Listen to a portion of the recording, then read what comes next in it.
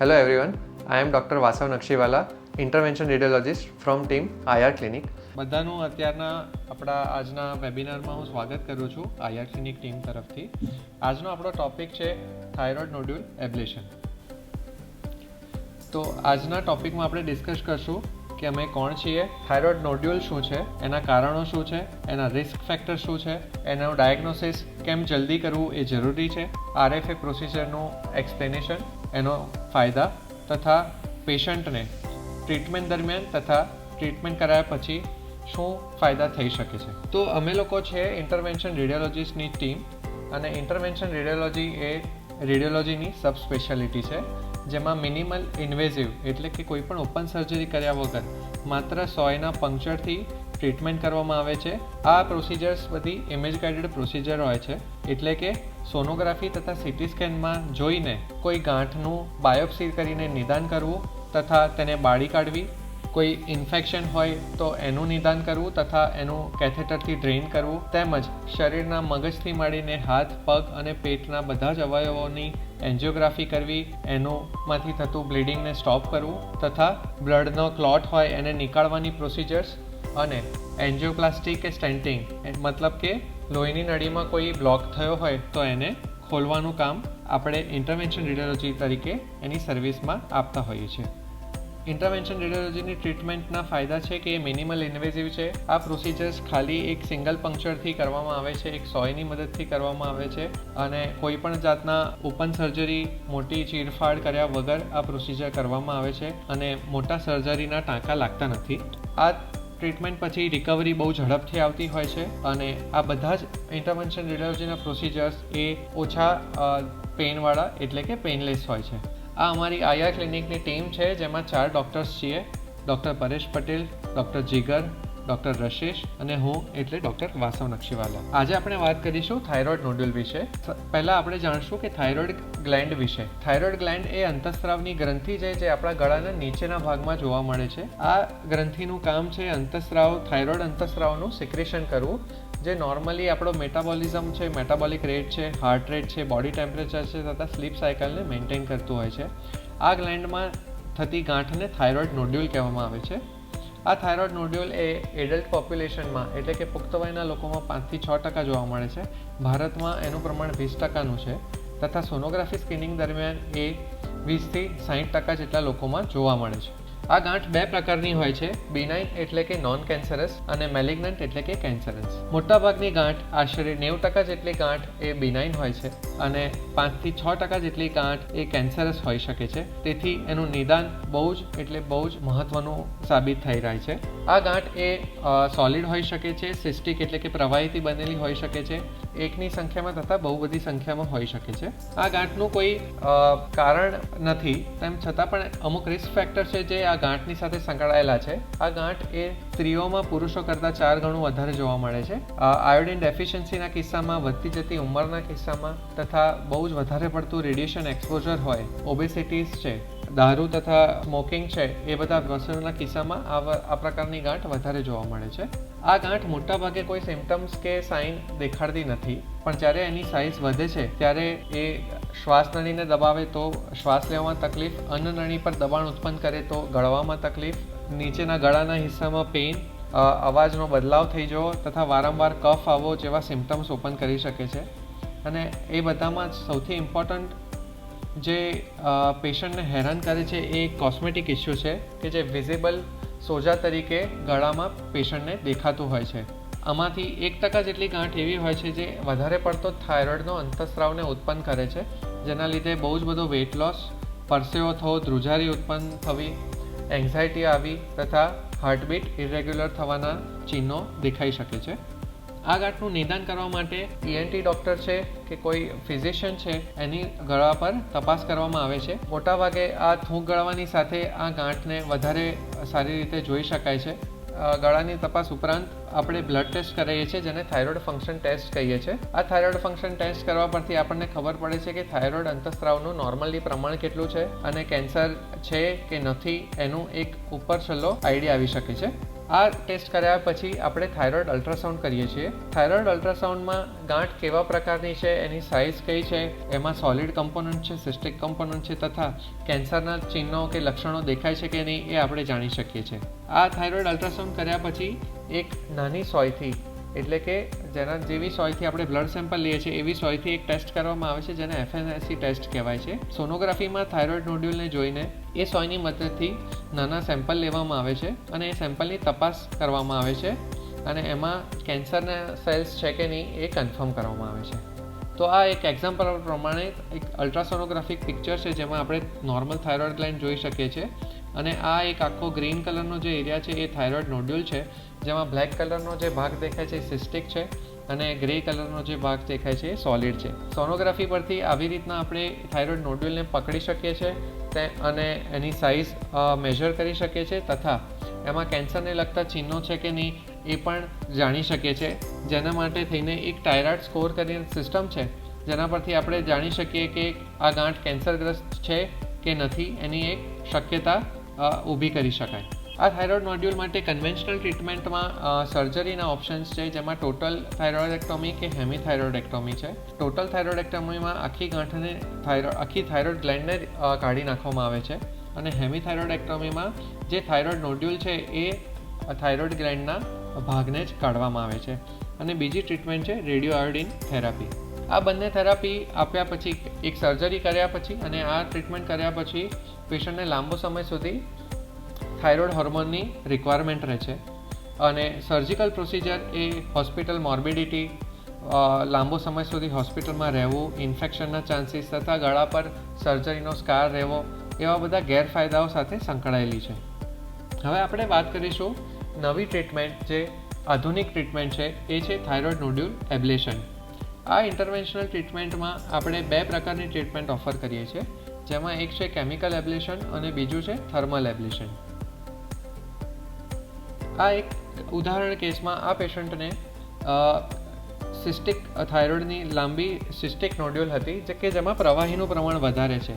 આવા કિસ્સામાં એક લોકલ એનેસ્થેશિયાથી બહેરું કરીને એ પ્રવાહીને સોયથી કાઢી નાખવામાં આવે છે તથા એમાં એબ્સોલ્યુટ આલ્કોહોલનું ઇન્જેક્શન આપીને 5 મિનિટ માટે રહેવા દેવામાં આવે છે અને એ ટ્રીટમેન્ટથી તમે આ રિસ્પોન્સ જોઈ શકો છો કે આખી 6 મહિના પછીની જે થાઇરોઇડ ગ્લેન્ડ છે એની અંદર પૂરેપૂરું સંકોચાઈ ગઈ છે, એનું કદ ઘટી ગયું છે તથા એક જે સોજો ગળા પર દેખાતો હતો એ પૂરેપૂરો ડિસઅપિયર એટલે કે ગાયબ થઈ ગયો છે. થાઇરોઇડ નોડ્યુલની ટ્રીટમેન્ટ દરમિયાન એક થાઇરોઇડ નોડ્યુલનું જે એબ્લેશનની ટ્રીટમેન્ટ કરીએ છીએ તેમાં ડૉક્ટર એક સોનોગ્રાફીના પ્રોબથી એક નીડલ મારફતે આ જે થાઇરોઇડ નોડ્યુલ છે એને ટાર્ગેટ કરે છે. આ એનિમેશન દ્વારા આપણે જાણી શકીએ છીએ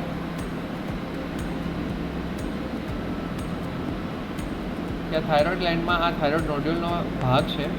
સૌથી પહેલાં લોકલ એનેસ્થેશિયા મદદથી એને સૂન કરવામાં આવે છે તથા હાઇડ્રોડાયસેક્શન કરીને આજુબાજુ પ્રવાહીનું બેરિયર બનાવવામાં આવે છે. તેના પછી RFA એટલે કે રેડિયો ફ્રિક્વન્સી અને માઇક્રોવેવ એબ્લેશનનો પ્રોબ સોનોગ્રાફી ગાઈડન્સ દ્વારા થાઇરોઇડ નોડ્યુલની અંદર ઇન્સર્ટ કરવામાં આવે છે. આ રેડિયો ફ્રિક્વન્સી કે માઇક્રોવેવના તરંગોથી એ લોકલ પાર્ટમાં એટલે કે નોડ્યુલની અંદર એક ગરમીથી એ ટિશ્યુનો ભાગ એ બાળી નાખવામાં આવે છે. આ ટ્રીટમેન્ટ દરમિયાન આજુબાજુના સ્ટ્રક્ચર્સ જેમ કે શ્વાસનળી, અન્નનળી, લોહીની નળી તથા ચેતાને કોઈ નુકસાન પહોંચતું નથી. એક ઉદાહરણના ભાગરૂપે આ કેસમાં સિમિલરલી થાઇરોઇડ નોડ્યુલનું એબ્લેશન કરવામાં આવ્યું હતું, જેમાં પ્રોસિજરની પહેલાં અરાઉન્ડ 6 થી 7 સેન્ટીમીટર મોટી થાઇરોઇડ નોડ્યુલ હતી જે ગળાના ભાગમાં દેખાતી હતી. થાઇરોઇડ નોડ્યુલના એબ્લેશનની ટ્રીટમેન્ટ પછી આપણે જોઈ શકીએ છીએ કે તેની સાઇઝમાં તથા નોડ્યુલમાં સિગ્નિફિકન્ટ ઘટાડો થયેલો છે અને આ 6 મહિનાના સમયગાળા દરમિયાન આ જે સોજો દેખાતો હતો કે સ્વેલિંગ હતું એ પૂરેપૂરું ગાયબ થઈ ગયેલું છે. આમાં કોઈ ચીરા કાપાનું કે સ્કારનું નિશાન એ જોવા મળતું નથી તથા પેશન્ટને કોઈ પણ જાતની લાઈફ લોંગ થાઇરોઇડ હોર્મોનની રિક્વાયરમેન્ટ રહેતી નથી. આ ઉપરાંત આપણે પેરાથાઇરોઇડ ગ્રંથિ છે તથા રિકરન્ટ થાઇરોઇડ કેન્સર છે એમાં પણ આ પ્રકારની ટ્રીટમેન્ટ ઓફર કરી શકીએ છીએ. અમુક પેશન્ટ કે જે સર્જરી માટે હાઈ રિસ્ક છે તથા થાઇરોઇડ કેન્સર માટે સર્જરી કરાવવા માંગતા નથી એવા કિસ્સામાં આપણે થાઇરોઇડ એબ્લેશન ઓફર કરી શકીએ છીએ. અધરવાઇઝ થાઇરોઇડ કેન્સરની ડેફિનેટલી ટ્રીટમેન્ટ છે કે જેમાં આપણે થાઇરોઇડની થાઇરોઇડની ગ્લેન્ડને પૂરેપૂરી કાઢવી પડે. જ્યારે પણ થાઇરોઇડ કેન્સર ડિટેક્ટ થાય છે FNACના ટેસ્ટ દરમિયાન, તો એ ટેસ્ટ જ્યારે પણ થાઇરોઇડ કેન્સર ડિટેક્ટ થાય છે ત્યારે આપણે એબ્લેશનની ટ્રીટમેન્ટ હાલ પૂરતો ઓફર કરતા નથી. કરંટ ગાઈડલાઇન્સ સજેસ્ટ નથી કરતી કે આપણે મેલિગ્નન્ટ લીઝનમાં આ ટ્રીટમેન્ટને ઓફર કરીએ. આ ઉપરાંત જે પેશન્ટને બ્લીડિંગ ટેન્ડન્સીસ છે કે જેમાં લોહી પતલું કરવાની દવા ચાલુ હોય કાં તો ખૂન વધારે પતલું હોય, તો એવા કિસ્સામાં આ ટ્રીટમેન્ટ આપણે અક્યુટ ફેઝમાં કરતા નથી. લોહીમાં ગાંઠ બનાવવાનું પ્રમાણ એક પ્રમાણે નોર્મલ બને પછી ઓફર કરીએ છીએ. આ ટ્રીટમેન્ટ એ આધુનિક છે તથા કોરિયા, અમેરિકા, એશિયા, યુરોપ બધી જ કન્ટ્રીઝમાંની સોસાયટીઝ અત્યારે આ ટ્રીટમેન્ટને as a first line management તરીકે એક્સેપ્ટ કરે છે. તો આ ટ્રીટમેન્ટના ફાયદા છે કે મિનિમલી ઇન્વેઝિવ છે, ઓપન સર્જરી કરવામાં આવતી નથી અને કોઈ સ્કાર ફોર્મેશન થતું નથી. ટાર્ગેટેડ ટ્રીટમેન્ટ છે, પેશન્ટની રિકવરી બહુ ઝડપથી થાય છે, હોસ્પિટલ સ્ટે બહુ જ ઓછો છે અને લાઈફ લોંગ થાઇરોઇડ હોર્મોનની રિક્વાયરમેન્ટ રહેતી નથી. આ ટ્રીટમેન્ટ કરાયા પછી 3 મહિના, 6 મહિના તથા 12 મહિનાના અંતરાલ પર સોનોગ્રાફી ટેસ્ટ અને થાઇરોઇડ ફંક્શન ટેસ્ટ કરીને એનું ફોલોઅપ કરવામાં આવે છે તથા થાઇરોઇડ ગ્લેન્ડ નોડ્યુલનું સાઇઝ કેવું છે તથા થાઇરોઇડનું ગ્રંથિનું ફંક્શન કેવું છે એ બધું ચકાસવામાં આવે છે. મોટાભાગના સ્ટડીઝ અને કરંટ લિટરેચરમાં 90 to 95% નોડ્યુલ્સ શ્રિંકેજ તથા નોડ્યુલના રિલેટેડ જેટલા પણ સિમ્ટમ્સ છે એમાં સુધારો જોવા મળેલો છે.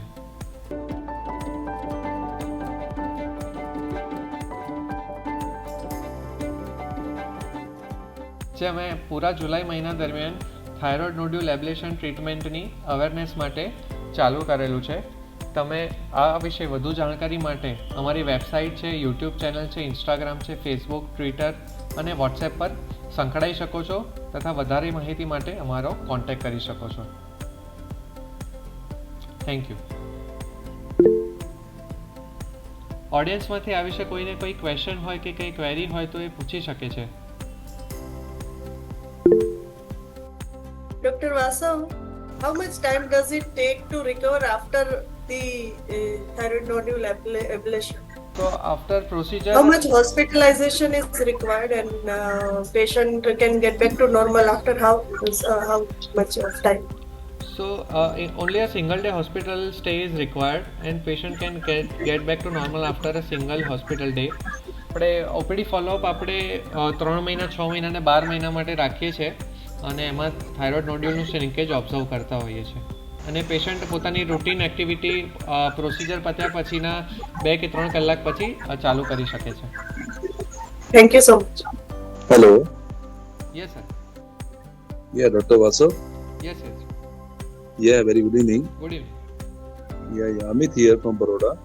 Yes, sir. Actually, I just wanted to know, my wife's name is Kindari. Yes. Kindari Daibar. She had a total thyroidectomy in the year 2022 and her thyroid gland has been completely removed. Okay. Yes, yes.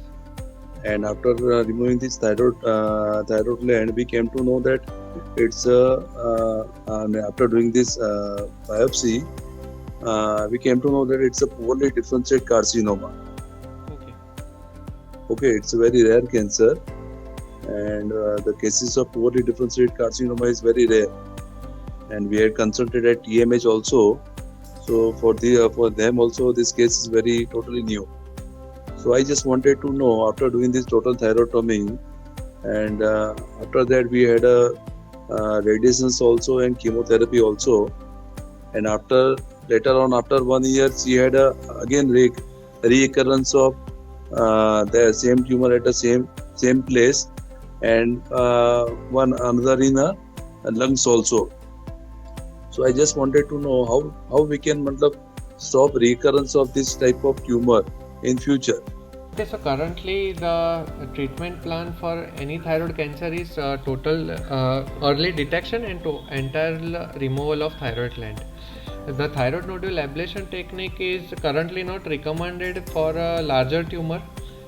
Maybe the current study is showing a 1 centimeter size papillary thyroid carcinoma. We can ablate with this kind of technique. But for the thyroid cancer diagnosis, the definitive treatment is total thyroidectomy or thyroid gland removal. If there is a recurrence after the surgery, if the lesion is smaller in size and localized, like 1 centimeter or 1.5 centimeter, still we can, if patient doesn't want to go for surgery or high risk for surgery, then we can plan for the ablation. But Okay. if it is spread in lung and anywhere else in the body, then we cannot control. We can provide ablation just as a part of a palliative therapy, but not a curative therapy. Okay. There won't be any that we can not say that it's not we cannot control the recurrence, you want to say, right?